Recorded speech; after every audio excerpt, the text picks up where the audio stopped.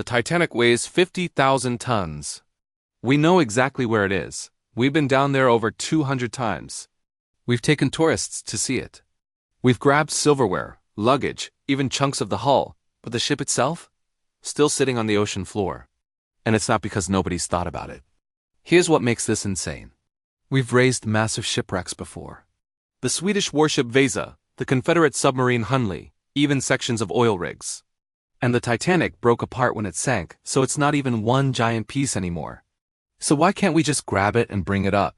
And by the way, if questions like this keep you up at night, hit that subscribe button. Drop your burning questions in the comments and I'll answer them in the next video. Let's start with the most obvious nightmare. Depth. The Titanic is resting 12,500 feet below the surface. That's 2.5 miles straight down. To put that in perspective, if you stacked 4 Empire State Buildings on top of each other, you still wouldn't reach it. At that depth, the water pressure is 6,000 pounds per square inch. That's like having 3 SUVs sitting on every inch of your body. Any submarine or equipment you send down there has to be built like a tank just to avoid getting crushed like a soda can. But that's not all. The ship isn't just sitting there in one neat piece waiting to be hooked up and lifted. A 2012 expedition used advanced sonar to map the entire wreck site in 3D. What they found was sobering. The debris field covers an area the size of 3 city blocks. The bow section is about 2,000 feet away from the stern. Both pieces are partially buried in mud and sediment. The hull has collapsed in multiple places. So you're not talking about raising one ship. You're talking about raising thousands of scattered pieces from a massive area. Now here's where it gets really bad. The Titanic is literally being eaten alive.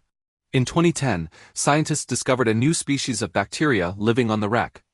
They named it Halomonas titanicae after the ship itself. These bacteria feed on iron, and they're producing rust formations that look like icicles hanging off the metal. Scientists call them rusticles. And get this, they're consuming about 600 pounds of iron every single day. The Titanic is slowly being converted into rust and ocean sediment. It's dissolving. But wait, engineers have definitely proposed ways to do this, right? Absolutely. And some of them sound like they came straight out of a science fiction movie. A 1996 plan suggested filling the hull with massive submarine balloons made of nylon fabric. You'd pump them full of diesel fuel, which is lighter than water, and the buoyancy would theoretically lift the ship to the surface. Sounds genius, right? Here's the problem. You'd need balloons bigger than the ship itself just to generate enough lift. And the moment you start pulling, the fragile, rusted structure would rip itself apart under its own weight. Another proposal involved freezing the wreck inside a giant block of ice and floating it up like an iceberg. The amount of energy you'd need to freeze millions of gallons of seawater at that depth and pressure? More than it takes to power a small city for an entire year. Now let me ask you something. What would this actually cost? In 1998, a salvage company ran the numbers. Their estimate just to stabilize the wreck for a potential lift was $10 billion. And that was 27 years ago. Adjusted for inflation and modern technology, you're looking at closer to $20 billion today.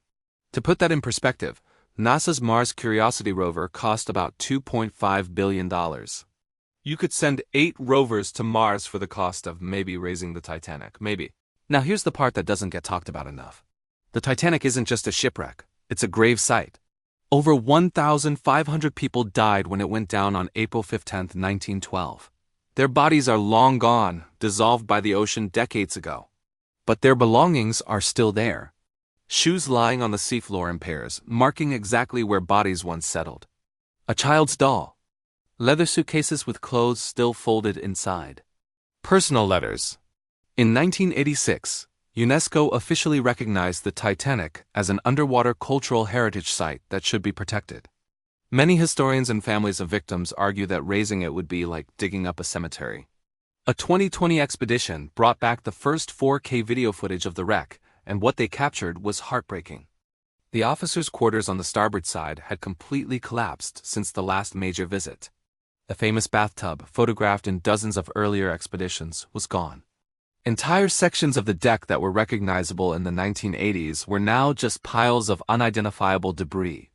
Scientists now estimate that the entire structure could collapse into unrecognizable rubble within the next 30 to 40 years. The ship is on borrowed time. And here's what really gets me. Even the small artifacts we've successfully recovered are incredibly delicate.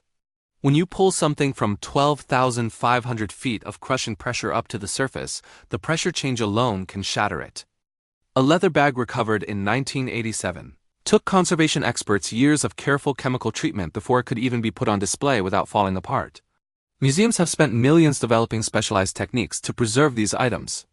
Now imagine trying to preserve 50,000 tons of rusted, fragile metal that's been underwater for over a century. It's not just impractical, it might be impossible. Subscribe to the channel so you don't miss out on all the answers to all the questions that are on your mind.